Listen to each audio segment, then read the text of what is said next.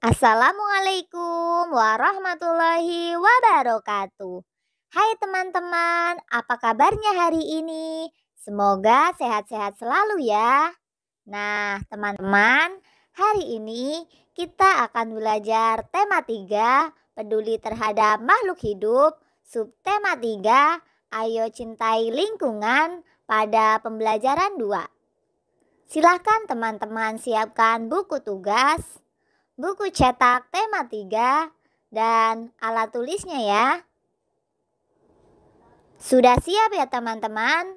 Untuk memulai pembelajaran hari ini, marilah kita berdoa menurut agama dan kepercayaan masing-masing. Berdoa dimulai. Berdoa selesai. Tetap semangat ya teman-teman. Salam cemerlang, cerdas, menyenangkan, riang, gemilang. Pada pembelajaran 2, kita akan belajar muatan PPKN dan muatan SBDP. Pada muatan PPKN, kita akan mempelajari kompetensi dasar 3.2 dan 4.2, yaitu tentang hak dan kewajiban di lingkungan pasar. Sedangkan pada muatan SBDP, kita akan mempelajari kompetensi dasar 3.4 dan 4.4, yaitu mengenal karya seni rupa teknik tempel berupa montase. Teman-teman, bagaimana cara kita mencintai lingkungan? Dapatkah teman-teman menyebutkan contoh-contohnya dalam kehidupan sehari-hari? Mari kita cari tahu hari ini. Teman-teman, muatan yang akan kita pelajari pertama yaitu PPKN, hak dan kewajiban kita di lingkungan pasar. Ayo membaca. Pergi ke pasar. Pulang sekolah, Udin, Lani, dan Beni berkunjung ke pasar. Beni ingin membeli sapu ijuk titipan ibunya. Hari itu, pasar terlihat ramai. Mereka masuk ke bagian dalam dan mencari penjual sapu ijuk. Tak berapa lama, Udin menutup hidungnya. Ia tak kuat menahan bau menusuk yang datang dari sampah yang berantakan di pasar. Lani dan Beni juga ikut menutup hidung mereka. Untungnya, penjual ijuk segera terlihat. Mereka segera mendatangi dan membeli sapu ijuk. Beni, ayo kita segera pergi dari sini. Aku sudah tidak tahan dengan baunya, bisik Udin. Iya Udin, ayo kita pergi, sahut Beni. Mengapa baunya bisa seperti ini teman-teman? Tanya Lani. Sepertinya keadaan ini karena banyak sekali sampah yang tidak dibuang di tempatnya, sehingga baunya busuk. Aku khawatir pembeli bisa sakit. Wah, kalau seperti ini terus, bisa-bisa nanti terjadi banjir karena aliran air tidak lancar, keluh Udin.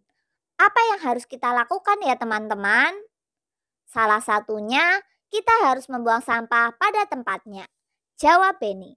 Dalam hati, mereka tidak ingin hal seperti itu terjadi pada lingkungan pasar.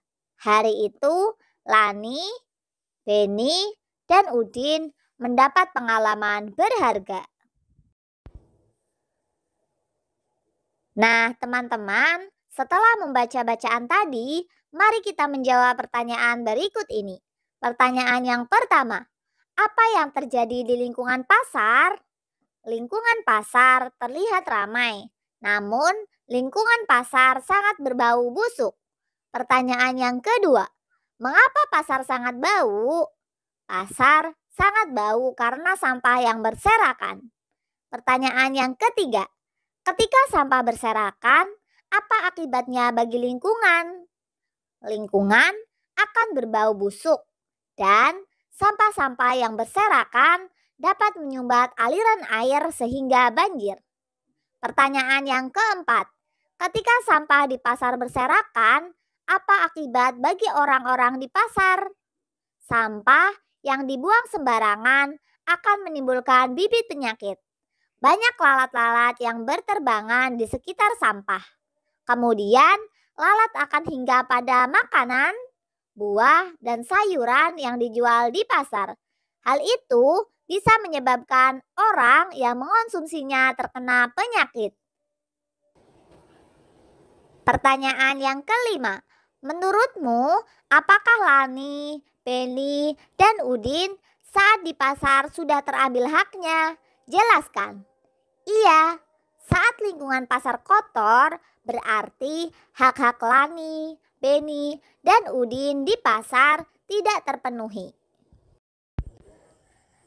Selanjutnya pertanyaan yang keenam, hak apa yang tidak didapat oleh Lani, Beni, dan Udin ketika ke pasar? Hak berbelanja dengan nyaman dan hak untuk hidup sehat. Soal nomor 7. Menurutmu, apakah orang-orang yang membuang sampah sembarangan sudah mengambil hak orang lain? Jelaskan. Iya, saat orang membuang sampah sembarangan, maka orang tersebut telah mengambil hak orang lain, yaitu hak untuk berbelanja dengan nyaman karena bau dan kotor, serta hak untuk hidup sehat karena penyakit yang berasal dari sampah. Pertanyaan yang ke-8, bagaimana sebaiknya membuang sampah? Sampah-sampah tidak boleh dibuang sembarangan dan harus selalu dibuang di tempat sampah yang telah disediakan di sekitar pasar. Pertanyaan yang ke-9 atau terakhir, bagaimana sikap positif dalam membuang sampah? Sikap positif dalam membuang sampah yaitu sampah dibuang pada tempatnya. Lebih baik lagi jika sampah yang dibuang sudah dipilah. Teman-teman, kita harus selalu ingat, hak kita adalah berbelanja dengan nyaman di pasar. Kewajiban kita adalah menjaga kebersihan dan ketertiban di pasar. Setiap orang berhak mendapat lingkungan yang bersih dan nyaman. Ketika kita membuang sampah sembarangan, kita sudah mengambil hak orang lain. Bagaimana cara kita menjaga lingkungan? Jelaskan 4 contohnya. Mulailah dari cara yang bisa kamu lakukan di lingkunganmu. Nah, agar teman-teman paham bagaimana cara kita menjaga lingkungan, mari perhatikan video berikut ini. Menjaga kebersihan dan kenyamanan lingkungan sekitar adalah kewajiban kita. Kita bisa melakukannya dengan sikap-sikap positif seperti berikut ini. Menanam pohon di lingkungan sekitar kita. Selain memperindah lingkungan, pohon juga membuat udara di lingkungan sekitar kita menjadi sehat. Merawat tanaman di sekitar kita. Tanaman di sekitar kita juga membutuhkan perawatan agar tumbuh dengan baik. Merawat hewan peliharaan kita dengan penuh kasih sayang. Hewan peliharaan memerlukan perlakuan yang baik. Kita tidak boleh memperlakukan hewan dengan semena-mena. Tidak merusak tanaman yang ada di sekitar kita. Tanaman memberikan banyak kontribusi bagi kehidupan makhluk-makhluk di sekitarnya, khususnya bagi manusia. Untuk itu, sangatlah penting bagi kita untuk melestarikan tanaman. Tidak memburu hewan sembarangan. Perburuan hewan sembarangan dapat mengakibatkan kepunahan yang akan mengganggu keseimbangan ekosistem. Membuang sampah pada tempatnya. Membuang sampah pada tempatnya tidak hanya bermanfaat bagi kesehatan saja, namun juga menjaga keindahan lingkungan. Menjaga kebersihan lingkungan sekitar. Lingkungan yang bersih membuat kita nyaman tinggal di lingkungan tersebut. Mengadakan kerja bakti secara rutin. Dengan kerja bakti, kita dapat bersama-sama menjaga dan merawat lingkungan agar tetap bersih. Teman-teman, Masih semangat ya? Muatan yang akan kita pelajari selanjutnya yaitu SBDP, mengenal karya seni rupa montase. Ayo berkreasi. Teman-teman, silakan amati karya seni rupa montase berikut ini.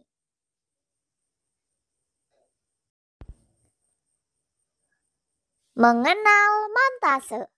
Kita telah mempelajari berbagai hal tentang lingkungan sekitar kita. Sekarang kita akan belajar tentang karya seni montase. Montase adalah karya seni yang dihasilkan dengan cara menggabungkan beberapa gambar. Gambar disusun atau digabung sehingga membentuk rangkaian gambar baru. Karya montase dapat berbentuk 2 dimensi maupun 3 dimensi. Bahan-bahan yang digunakan untuk membuat montase yaitu potongan-potongan berbagai gambar. Misalnya, potongan gambar yang diambil dari majalah atau koran bekas. Teknik membuat montase hampir sama dengan teknik membuat mozaik dan kolase. Montase dibuat dengan teknik menempelkan potongan gambar menggunakan perekat. Perekat yang bisa kita gunakan misalnya lem kayu, lem kertas, lem PVA, dan lem plastik. Kita bisa membuat montase dengan berbagai tema sesuai keinginan. Ayo kita amati contoh karya montase berikut ini. Nah, teman-teman bisa melihat ya, terdapat 2 jenis montase. Yang pertama, montase 2 dimensi dan yang kedua, montase 3 dimensi. Sudah jelas ya teman-teman perbedaannya? Jika montase 2 dimensi hanya tampak datar, sedangkan montase 3 dimensi terlihat seperti bisa berdiri sendiri. Nah, selanjutnya Sita akan menjelaskan cara membuat montase. Alat yang dibutuhkan yaitu gunting. Bahan yang dibutuhkan yaitu majalah, koran, gambar-gambar yang akan dijadikan montase, kertas HVS atau karton, serta lem. Langkah-langkahnya yang pertama, potonglah gambar-gambar dari majalah yang akan dijadikan montase. Misalkan, badan dan kepala berbeda. Yang kedua, guntinglah gambar tersebut yang dirasakan sudah cocok. Yang ketiga, tempelkan gambar pada buku gambar yang sudah disiapkan dengan menggunakan lem. Langkah yang keempat, lihat hasil montase yang telah dibuat. Nah, kini saatnya kita berlatih membuat montase. Ayo kita coba membuat montase tentang lingkungan. Selamat mencoba teman-teman. Semangat berkreasi.